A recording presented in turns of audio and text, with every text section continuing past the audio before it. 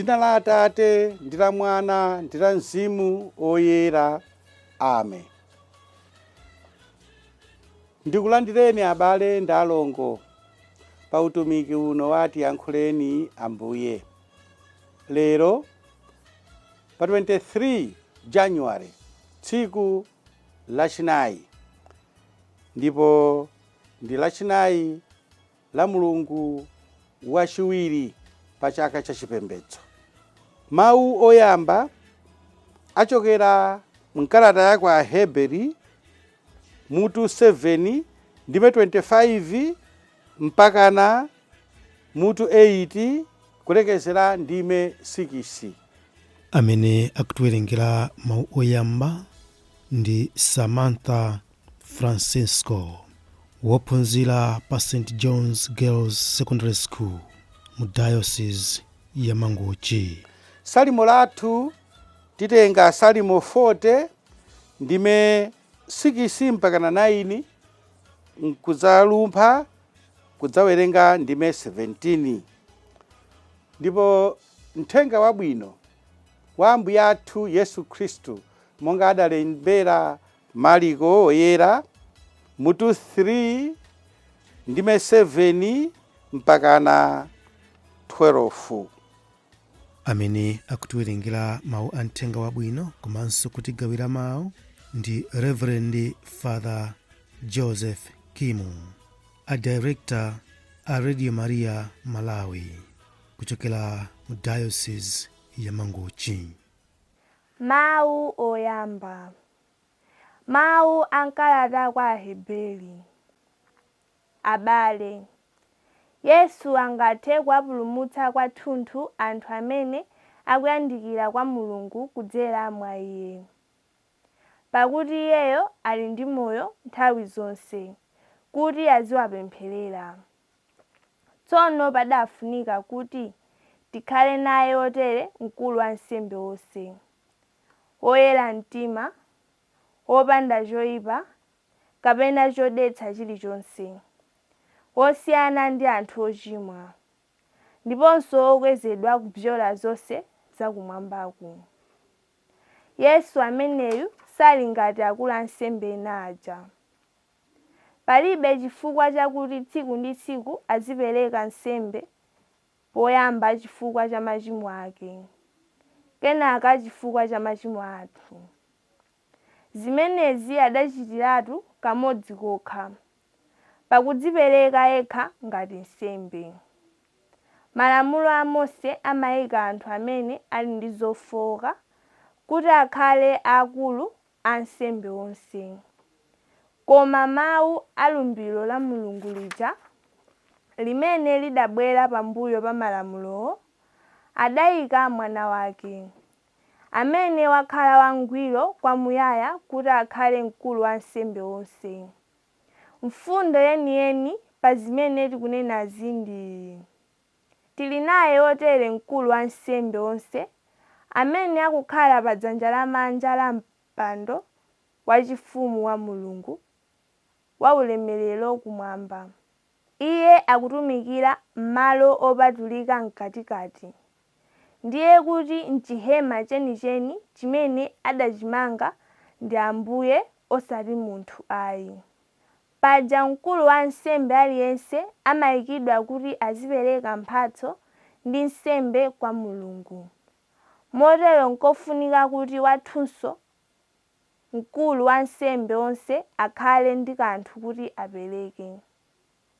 Iyeyu akadakhala pa dziko lapansi, sibwezi ali wansembe konse, popeza kuti alipo kale ansembe amene amapereka mphatso potsata malamulo a Mose. Ntchito zachipembedzo zimene iwo amachita zili ngati chithunzi chongofanizira zenizeni zakumwamba. Paja zidateronso ndi Mose, pamene iye adati amanga chihema. Mulungu adamulangiza kuti upangetu zonse molingana ndi chitsanzo chimene chidakuonetsa pa phiri paja.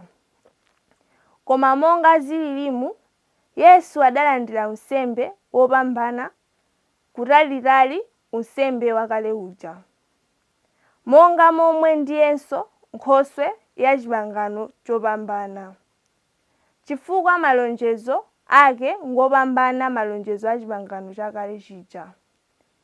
Mawu a Ambuye. Tithokoze Mulungu. Ambuye akhale nanu. Akhalenso ndi mzimu wanu. Mawu a Uthenga Woyera monga adalembera Marko. Ulemu kwa inu Ambuye. Marko mutu 3 ndime 7 mpaka na 12. Pa nthawi yomweyo Yesu pamodzi ndi ophunzira ake adachokapo napita ku nyanja ya ku Galileya. Khamu lalikulu la anthu lidamutsatira. Anthu ake anali a ku Galileya, ena a ku Yudeya ndi a ku Yerusalemu, ena a ku Idumeya ndi kutsidya kwa Yorodani, ndiponso ku dera la ku Tiro ndi ku Sidoni. Onsewo adafika kwa iye chifukwa anali atamva zimene iye ankachita. Yesu adawuza ophunzira ake kuti amuyikire chombo pafupi, kuopa kuti anthu angayambe kumpanikiza, chifukwa chidali chikhamu chachikulu. Pakuti anali atachiritsa anthu ambiri, ndipo onse amene adali ndi matenda ankakankhana pofuna kuti amukhudze. Mizimu yoyipa inkati ikamuona inkadzigwetsa pansi pafupi ndi iye nkumafuwula kuti, inu ndinu Mwana wa Mulungu. Koma iye ankayiretsa mwamphamvu kuti isamuwulule. Uthenga wa Ambuye. Ulemu kwa inu Ambuye Yesu Khristu. Tikupitirirabe kuwerenga kalata ya kwa Aheberi. Ndipo lero tikuona kuti mulembi dzulo anationetsa za wansembe wina dzina lake Melkisedeki, komanso dzana ilo anationetsa za wansembe wamkulu. Tsopano lero mulembi akufuna kutionetsa kusiyana kwa ansembe onsewa. Kaya wansembe wamkulu uja tinamva kuti iye ngofoka, Yesu aina kukhala wodzichepetsa pamene akutumikira anthu anzake amene aliyonso ofoka. Tinamva za Melkisedeki wansembe wa ku Salemu, ndi nkhani wansembe. Ndi akufuna tsopano kusiyanitsa kuti ansembe onsewa inde anali ansembe, koma alipo wansembe wamkulu woposa ansembe ena onse, ameneyo ndiye Yesu. Mukayitsatira bwino nkhani imeneyi, mulembi akutipatsa tsopano, akuchita ngati kuunika,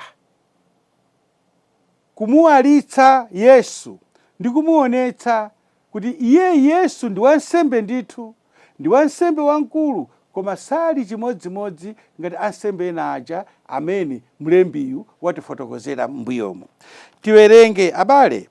Yesu angathe kuwapulumutsa kwathunthu anthu amene akuyandikira kwa Mulungu kudzera kwa iye, pakuti iyeyo ali ndi moyo nthawi zonse kuti aziwapempherera. Tsono padafunika kuti tikhale naye wotere mkulu wa ansembe onse, woyera mtima, wopanda choyipa kapena chodetsa chilichonse. Yesu ameneyu sali ngati akulu a ansembe ena aja. Ndiye pamenepo mawu amene akutiphunzitsa chani? Ife tiyenera kukhulupirira ndithu kuti ansembe athu, maepiskopi athu, akuluakulu athu achipembedzo, mwa iwo muli unsembe ndithu wamuyaya. Ndipo pa Chilatini pali mawu abwino amati wansembe ndi ante Christus. Ndimakumbukira nthawi imene malemu Ambuye Alessandro Assolari amafotokozera Chilatini chimenecho kuti wansembe ndi ante Christus. Amanena kuti inde Chilatini chikuti ante Christus, ife ndiye timatanthauzira kuti wansembe ndi Yesu wina. Koma Chilatini chakecho kuti mupite pasi sitanthauza, sichilekezera pakuti Yesu wina iya, koma wansembe ndi Yesu wina. Chifukwa iye zonse zimene iye amachita pa Chilatini chakecho amati in nomine Christi, m'dzina la Yesu. Kaya kukhululukira machimo sakukhululukira m'dzina lake, koma m'dzina la Yesu. Kaya kubatiza m'dzina la Yesu. Kaya kuchita misa ija pakuchitika mulakuli woti uyu buledi akusanduka thupi la Yesu, uyu vinyo akusanduka magazi a Yesu, in nomine Christu, m'dzina la Kristu. Ndiye ena ali ndi mphatso zoti atha kuchiritsa anthu, ena ali ndi mphatso zoti atha kukhala ndi ulosi ngati ansembe. Koma tisayiwale potsirizira kuti zonse zija zimene zikuchitika zikuchitidwa ndi iye mwini, zikuchitika m'dzina la Yesu. Tsono tichenjere kuti tisakhale ansembe, tisakhale akhristu awansembe uje, akhristu a episkopi uje. Ayi, koma iwo aja tsopano atitengere kwa Yesu amene ndiye wansembe wamkulu. Pamenepo pofunika ndithu kupamvetsetsa bwinobwino, chifukwa iyeyo Yesuyo apa akuti tsono padafunika kuti tikhale naye wotere mkulu wa ansembe onse, woyera mtima, wopanda choyipa kapena chodetsa chilichonse, wosiyana ndi anthu ochimwa, ndiponso wokwezedwa kubzola zonse zakumwambako. Yesu ameneyu sali ngati akulu ansembe ena aja.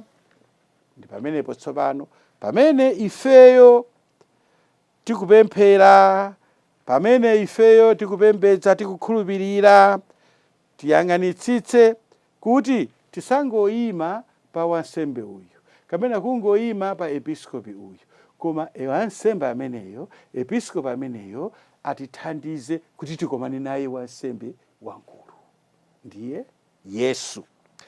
Muthenga wabwino muliso maphunziro angapo amene athaso kutithandiza lero kukhala ngati kuti chakudya cha moyo wathu wa uzimu.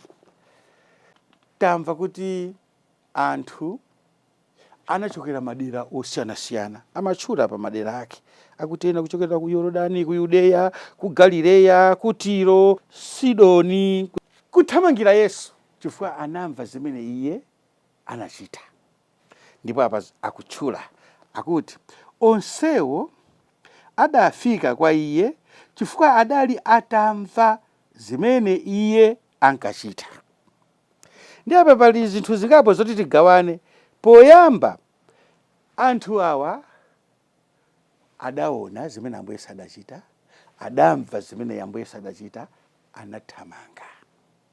sa Ambuye Yesu amene amazichemerera, amene amanena kuti ine ndapanga zakuti, ine ndapanga zakuti, ine ndapanga zakuti, mundithandize, mundimvetsere, mundilemekeze, kapena mmene kaya kapena andale atha kupangira, kaya nda MP, kaya nda president, kaya ndani, ndamanga bridge kwakuti, ndapanga misewu kwakuti, ndapanga zitsime kwakuti, ndapanga maskulu kwakuti, mundisankheni. Ayi, anthu akumuthamangira Yesu chifukwa anaona zimene Yesu anachita.